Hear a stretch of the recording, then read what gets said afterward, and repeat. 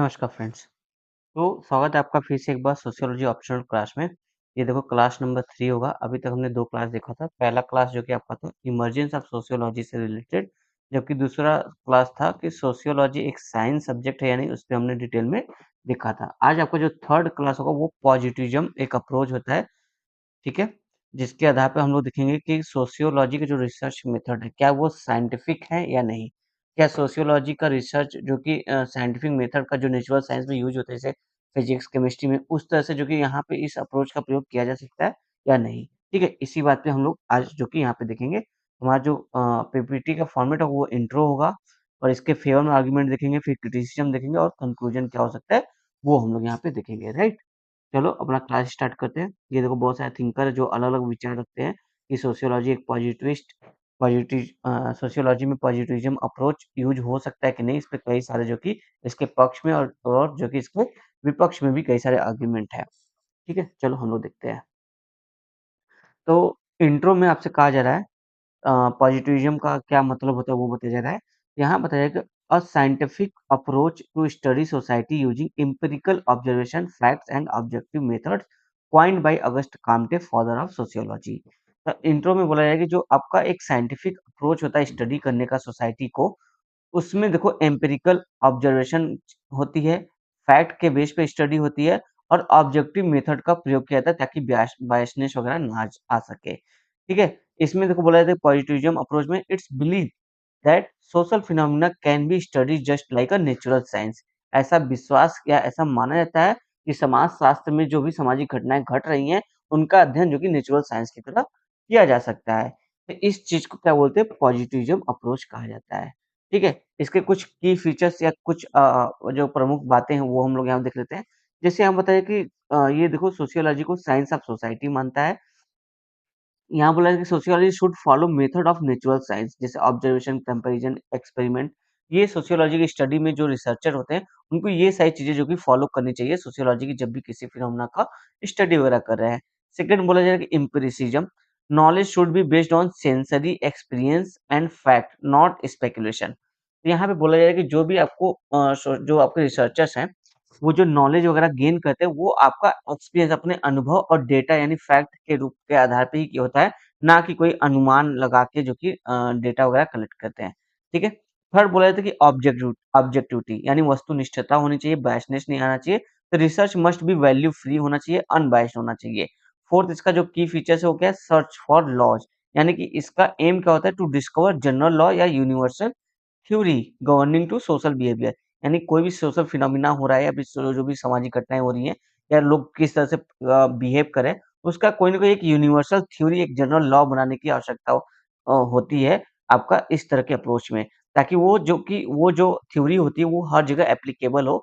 ऐसा ना हो किसी एक सोसाइटी में दूसरे सोसाइटी में ऐसा ना हो। ठीक है? तो पॉजिटिविज़्म के ये 4 की फीचर्स हैं आपके, पहला, दूसरा, तीसरा, चौथा, कि जो आपको सोसाइटी है उसको एक साइंस के रूप में देखना चाहिए, उसको उसी आधार पे स्टडी करना चाहिए। फोर्थ एम्पिरिसिज़्म पे फोकस करना चाहिए, यानी कि फैक्ट, डेटा के आधार पर चीज़ें करना चाहिए, ना कि अपने रिसर्चर अपने अनुमान के आधार पे जो चीज़ें फैक्ट वगैरह रखे। थर्ड बोला है कि ऑब्जेक्टिविटी होनी चाहिए, वस्तुनिष्ठता होनी चाहिए, ताकि वैल्यू फ्री जो कि रिसर्च हो सके, अनबायसनेस इसमें रहे, बायसनेस ना आ सके। देखिए एक जनरल लॉ यानी कहने का मतलब कि यहाँ पे यूनिवर्सल थ्योरी का निर्माण किया जा सके, इस तरह से जो कि हमको रिसर्च वगैरह करना चाहिए। ठीक है? तो इस तरह से ये हमने देखा यहाँ पे कि क्या-क्या इसके की फीचर्स हैं। चलो, अब आगे देखते हैं नेक्स्ट। यहाँ पे देखो देखेंगे हम लोग कि थिंकर्स के क्या अप्रोच है, थिंकर क्या बा इस बारे में बात करते हैं। तो पहले जो पॉजिटिविज़्म के फेवर में बात करते हैं थिंकर, उनकी बात करेंगे। तो पहले अगस्ट काम्टे जी, ये बोलते हैं कि objects are real not just only by material presence but also by in terms of their effect. यहाँ पे कहने का मतलब यहाँ इनका ये है, जो ऑब्जेक्ट्स होते हैं वो रियल होते हैं। ज़रूरी नहीं कि वो केवल मटेरियल यानी कि एक मूर्त है जिसको आप छू सको, फ़ील कर सको, देख सको, उसी अवस्था में हो। बल्कि कुछ ऑब्जेक्ट्स ऐसे भी होते हैं जिनको हम देख नहीं सकते लेकिन महसूस कर सकते हैं, उनके प्रभाव को समाज में देखा जा सकता है। जैसे मैं एक एग्ज़ाम्पल यहाँ पे दूँ, पॉवर्टी, ठीक है? अगर समाज में गरीबी है, देखो गरीबी कोई देख नहीं सकता है लेकिन महसूस कर सकता है व्यक्ति जो गरीब है और बाकी उस पे जो क्या बीत रही है उस पे। अब जो कोई व्यक्ति का पॉवर्टी है तो इसका इफ़ेक्ट देखोगे बहुत गहरा होता है। जैसे वो व्यक्ति देखो एजुकेशन नहीं ले पाएगा, एजुकेशन नहीं ले पाएगा तो अच्छी एजुकेशन नहीं ले पाएगा तो उसको जो कि एम्प्लॉयमेंट नहीं हो पाएगा, अनएम्प्लॉयमेंट रहेगा वो, उसको रोज़गार नहीं मिलेगा। रोज़गार नहीं मिलेगा तो वो जो कि कहीं न कहीं क्राइम के रास्ते पे अर्निंग के लिए गलत रास्ते, स्मगलिंग वगैरह ये सब का रास्ता भी धारण कर सकता है। तो इसका इफ़ेक्ट देख रहे हो पॉवर्टी क्या है, कहीं न कहीं क्राइम से भी जुड़ रहा है, कहीं न कहीं अनएम्प्लॉयमेंट जो कि हमारे नेशन में आ रही है उससे ही जुड़ रहा है।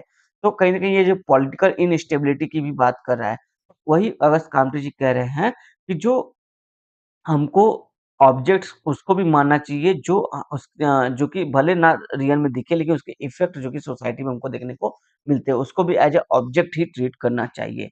ठीक है? तो ये बात हमने अगस्ट काम्टे की कही कि किस तरह से ये जो कि पॉजिटिव अप्रोच की बात हमारे इसमें करते हैं। ये देखो इमाइल दुर्खिम जी, इमाइल दुर्खिम देखो यहाँ बात किया था ये देखो पॉजिटिविस्ट मेथड को अप्लाई करते हैं। इनकी एक स्टडी है, स्टडी ऑफ सोशल फैक्ट। इनकी एक बुक है, जिसमें देखो सुसाइड को ये बताते हैं किस तरह से जो सुसाइड की घटना है, ये कहीं न कहीं इन्फ्लुएंस होती है सोशल इंटीग्रेशन और रेगुलेशन के आधार पे। यानी कोई व्यक्ति अगर सुसाइड करता है, तो वो साइकोलॉजिकल प्रॉब्लम नहीं है, बल्कि समाज का जो एक एक तरह से इंटीग्रेशन है और रेगुलेशन है उसके ऊपर, जो बाउंडेशन है, वो कहीं न कहीं उससे जो है प्रभावित होके सुसाइड को कमिट करता है। ये इनकी स्टडी है जो कि जिसमें देखो एक काफ़ी अच्छे तरीके से पॉजिटिविस्ट मेथड का प्रयोग करते हैं। नेक्स्ट बोला है कि हर्बर्ट स्पेंसर जी। हर्बर्ट स्पेंसर जी भी देखो कंपेयर करके जो कि चीज़ों को अध्ययन करते हैं, बायसनेस आ सके इनकी स्टडी में। ठीक है? अब देखो तो वही बताया जा रहा है यहाँ पे कि कंपैरिजन स्टडी से देखो बायसनेस नहीं आते, वैल्यू फ्री होता है। जैसे इनका एक स्टडी है बायोलॉजिकल ऑर्गेनिस्मिक, इसमें ये बताते हैं कि किस तरह से जैसे देखो हमारे शरीर में जो कि कई अंगों से मिलकर बना है, उसी तरह समाज भी कई जो कि अंगों से जैसे परिवार, राजनीतिक तंत्र, अर्थव्यवस्था, सांस्कृतिक, तो ये कई सारे लॉ वगैरह कई सारे जो अंगों से मिलकर बनता है, और एक समाज का निर्माण होता है। और ये बोलते हैं ये जो कि इवोल्यूशनरी प्रिंसिपल का प्रयोग करते हैं अपने सोशल स्टडी को समझाने के लिए, किसी समाज की डेवलपमेंट कैसे होता है उसको बताने के लिए, कि जिस तरह से कि मानव जो कि फिटेस्ट ऑफ सर्वाइवल जो एक थ्योरी होती है बायोलॉजी में, कि वही मानव जीवित रह सकता है जो जो कि नेचर के अकॉर्डिंग जो कि खुद को ढाल सका है। तो उसी तरह वही सोसाइटी जो कि आज हमको देखने को मिलती है जो कि नेचर के आधार पे खुद को ढाल सका है, खुद में चेंजेस ला सका है, वही सोसाइटी जो कि हमको अभी देखने को मिलेगी, सस्टेन दिखेगी। और बाकी सारी सोसाइटी वगैरह विलुप्त हो जाती है। जैसे अभी देखो हड़प्पा सभ्यता हमको काफ़ी अच्छे तरीके से मिली थी, लेकिन हड़प्पा सभ्यता फिर कहीं न कहीं जो कि विलुप्त हो जाती है। कुछ ऐसे इंसिडेंट होते हैं जो समझ नहीं आते, किसी को अभी तक पता नहीं चला उसका राज़। फिर हम वैदिक एज में आ जाते हैं, फिर से जो कि अर्बनाइज़ेशन से विलेज वाले लाइफ़ में आ जाते हैं। तो ये एक रहस्य रह गया। तो ये बताते हैं कि किस तरह से कोई सोसाइटी अगर एक्जिस्ट करती है तो उसके पीछे कहीं न कहीं वो खुद को अपने अनुरूप मतलब जो समाज है, समाज का जो नेचर है उसके हिसाब से जो कि खुद को ढाल लेती है, इसलिए वो सोसाइटी सस्टेन करती है, अदरवाइज़ बाकी सोसाइटी चली जाती है। तो वो उसके लिए किसका सहारा लेते हैं? सर्वाइवल ऑफ फिटेस्ट का जो थ्योरी होता है बायोलॉजी का, उसके आधार पर जो कि सोसाइटी के एक्सप्लेनेशन वगैरह करते हैं, किस तरह से कोई सोसाइटी एक्जिस्ट है या कर रही है या नहीं कर रही है, राइट? तो ये हमने एक हर्बर्ट स्पेंसर का देखा। अब देखो यहाँ पे इसी बात पे जो कि एग्ज़ाम्पल्स वगैरह के तौर पे भी समझाया जाता है, जैसे कि क्राइम स्टडी अगर कोई व्यक्ति कर रहा है, कोई सोशियोलॉजिकल रिसर्च कर रहा है, कोई क्राइम हुई है, उस पे स्टडी करा है, तो यहाँ बोला है कि institute of moral judgment, positivist study patterns, causes and correlation, जैसे एज, क्लास, अर्बनाइजेशन। तो यहाँ बोला है कि अगर देखो, अगर आप पॉजिटिविस्ट मेथड का प्रयोग करोगे सोशियोलॉजी की स्टडी में, कोई भी क्राइम की घटना में आप मोरल जजमेंट यानी अपने जो आर्गुमेंट है या एक मोरल नैतिक रूप में हो सकता है, वो नहीं कहोगे। आप वहाँ पे पैटर्न देखोगे, क्राइम करने का क्या पैटर्न है, क्या कारण है, क्या कोरिलेशन है इसके एज में सिमिलरिटी क्लास वगैरह या अर्बनाइजेशन या विलेज लेवल पे, क्या है उस आधार पे फैक्ट के बेस पे जो कि चीज़ें अध्ययन करोगे। इसी तरह नेक्स्ट एग्जांपल एजुकेशन को बताया रहा है कि आप एजुकेशन को वैल्यू के आधार पे नहीं देखोगे, किसी सोसाइटी की कैसी वैल्यू उस आधार पे नहीं जज करोगे, बल्कि आप एक स्टैटिस्टिकल एनालिसिस के आधार पर देखोगे कि लिटरेसी रेट कैसी है, ड्रॉप आउट रेट कैसी है, सोशल मोबिलिटी कितनी हो रही है एजुकेशन से। तो ये सब आधार पे जो कि आप एजुकेशन किसी सोसाइटी को जो कि स्टडी करोगे। पहला क्रिटिसिज्म कि over emphasis on scientific method. Sociology की जो स्टडी जो कुछ थिंकर है ये देखो ओवर एम्फेसिस करें मतलब ज़्यादा ज़रूरत से ज़्यादा बल दे रहे हैं कि साइंटिफिक मेथड का हमको प्रयोग करना चाहिए, अदरवाइज़ सोशियोलॉजी का जो स्टडी है, जो सोशल फिनोमेना वो नहीं सही आएगा। तो ये ओवर एम्फेसिस हो रहा है। जैसे यहाँ पे ये देखो सब्जेक्टिव मीनिंग को इग्नोर किया जा रहा है, ये कौन बोल रहा है? मैक्स वेबर जी, डिल्थे जी बोल रहे हैं जो कि आपका इंटरप्रिटेटिव सोशियोलॉजिस्ट है। ठीक है? अप्रत्यक्षवादी जो कि सोशियोलॉजिस्ट है, वो बोलते हैं कि देखो ओवर एम्फेसिस किया जा रहा है सोशियोलॉजी पे, सॉरी ओवर एम्फेसिस किया जाता है साइंटिफिक मेथड पे, और ये जो सब्जेक्टिव मीनिंग यानी कोई व्यक्ति क्या सोच रहा है, क्या सोच के कोई क्राइम कर रहा है, उसकी अपनी जो पर्सनल पर्सपेक्टिव है उसको जो कि इग्नोर किया जा रहा है। तो वही बोला कि अगर आप पर्सनल पर्सपेक्टिव को, सब्जेक्टिव मीनिंग को इग्नोर करके आप सोशल स्टडी नहीं कर सकते। यहाँ पे देखो वही बोला कि human behaviour can not always be study like natural phenomena. Human behaviour को आप नेचुरल फिनोमिना के रूप में हमेशा अध्ययन नहीं कर सकते, क्योंकि ह्यूमन बिहेवियर तो चेंजेबल है, वो चेंज होता रहता है, राइट। नेक्स्ट देखो यहाँ पे फिनोमिनोलॉजिस्ट है, हिंदी में घटना विज्ञान को बोला जाता है। जो फिनोमिनोलॉजिस्ट है जैसे पीटर बर्जर-शोली जी बोलते हैं कि आप देखोगे जो आपका सोशियोलॉजी थ्योरी जब बनती है, स्टडी होती है, उसमें जनरलाइजेशन करना पॉसिबल है। यानी कि एक थ्योरी का निर्माण करके सब जगह वो थ्योरी एप्लीकेबल हो, ये पॉसिबल हमको समाजशास्त्र की थ्योरी में नहीं दिखती। अलग-अलग सोसाइटी के हिसाब से अलग-अलग जो कि थ्योरी एप्लीकेबल होती है। ठीक है? तो ये फिनोमिनोलॉजिस्ट का मानना है। एथनोमेथोडोलॉजिस्ट का जैसे एच ग्राम्थिकल जी कहते हैं कि reality should be studied from people perspective in sociology. जो भी सामाजिक घटना का वास्तविकता है उसको देखो पीपल यानी लोगों के पर्सपेक्टिव से देख के अध्ययन करना चाहिए, ना कि केवल आप साइंटिफिक मेथड पे ही टिके रहो। लोग क्या सोचे, उस समाज के लोगों की क्या परंपराएं, क्या चीज को फॉलो करते, क्या अनफॉलो करते हैं, उन सबको जाने बगैर आप जो कि स्टडी नहीं कर सकते। उनके पर्सपेक्टिव से भी चीजों को देखेंगे, तब आप किसी समाज का एक बेहतर जो कि पिक्चर सामने ला पाएंगे। फोर्थ देखो जो आपके इंटरेक्शनिस्ट हैं जैसे जीएच मीड जी, ये बोलते हैं कि how positivism said that there is no role of value in social research. ये बोलते हैं कि सोशल रिसर्च में वैल्यू, जैसे हम बोलते हैं ना कि ऑब्जेक्टिविटी होनी चाहिए, वैल्यू फ्री स्टडी होनी चाहिए, इंटरेक्शनिस्ट बोलते हैं कि ऐसा हो ही नहीं सकता। रोल, जो वैल्यू का रोल है ना सोशल स्टडी में, वो तो अहम है। क्यों? क्योंकि देखो जो सोसाइटी का बेस है ना, वो ह्यूमन एक्शन एंड इंटरेक्शन के बेस पे ही है। एक मानव दूसरे मानव से मिलता है, जुलता है, बातचीत करता है, अपनी बातें करते हैं, उनसे भी बातें करते हैं, अपने आइडिया शेयर करते हैं, इस आधार पे जो कि लोग जुड़े हुए हैं एक-दूसरे से। अब उसी आधार पे एक समाज भी जो कि आपस में मजबूती से जुड़ा हुआ है, एक समाज का निर्माण होता है। तो वही करें इंटरेक्शनिस्ट जैसे जेएच मीड वगैरह कि वैल्यू फ्री स्टडी रिसर्च करना तो पॉसिबल ही नहीं है। ये कुछ इनके क्रिटिसिज्म है। फिर देखो एंथोनी गिडिंस जी काफ़ी अच्छी लाइन बोलते हैं। ये बोलते हैं natures and society two different realm of inquiry. यानी इनका कहने का मतलब जो देखो प्राकृतिक घटनाएँ और जो सामाजिक घटनाएँ, ये दोनों अलग-अलग क्षेत्र हैं स्टडी करने की, चर्चा करने की, या फिर छानबीन, खोजबीन करने की, या स्टडी करने की, रिसर्च करने की, ठीक है? Society is being perpetuate, created, Altered. जो सोसाइटी समाज है उसका निर्माण किया जा सकता है, उसके निर्माण में थोड़ा बदलाव भी किया जा सकता है, और उसे जो कि आगे-पीछे स्पीड उसकी मतलब कि गति जो कि सोसाइटी की मोबिलिटी वगैरह बढ़ाई-घटाई जा सकती है। ह्यूमन के द्वारा, ह्यूमन एजेंट्स द्वारा ये जो चीज़ें जो कि सोसाइटी की चीज़ें को, संरचना को बदला जा सकता है, या फिर उसकी गति को तेज़ या धीमी की जा सकती है।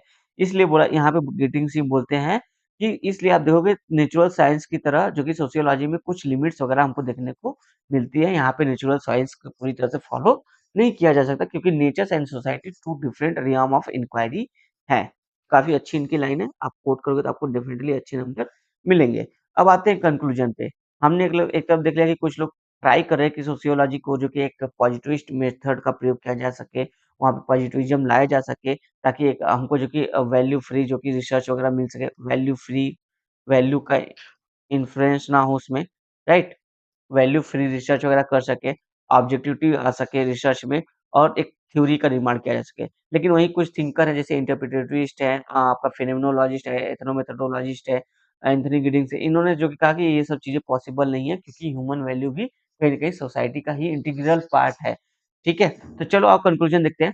कंक्लूजन बोला है कि how a positivism enrich discipline of sociology. यहाँ बोला है कि देखो जो भी हो इसकी कमियाँ तो बेशक है, लेकिन आप देखोगे किसी जो पॉजिटिविज़्म अप्रोच है ना, ये न कहीं समाजशास्त्र के डिसिप्लिन में को एनरिच करती है। It has given multiple voices within discipline.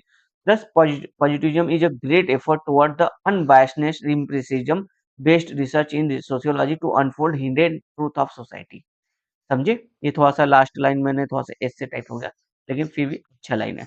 आप देखो यहाँ बोला है कि पॉजिटिविज़्म का कहीं न कहीं रोल देखो सोशियोलॉजी में एक डिसिप्लिन लाने में, ताकि बायसनेस वगैरह ना हो, रिसर्च का मेथड में जो कि ऑब्जेक्टिविटी बनी रहे, इसमें काफ़ी अच्छा रोल है इनका, काफ़ी अहम भूमिका है। अब इसके एफर्ट से देखो जो आपका रिसर्च होता है वो अनबायस्ड होता है, एम्पिरिसिज़्म होता है, और जो समाज की जो छुपी हुई सच्चाई होती है, कहीं न कहीं उसको भी फैक्ट के बेस पे सामने लाई जाती है। तो इसलिए आपका जो कि ये ज़रूरी है, ऐसा मतलब कि पॉजिटिविज़्म का रोल सोशियोलॉजी की स्टडी में ज़रूरी है।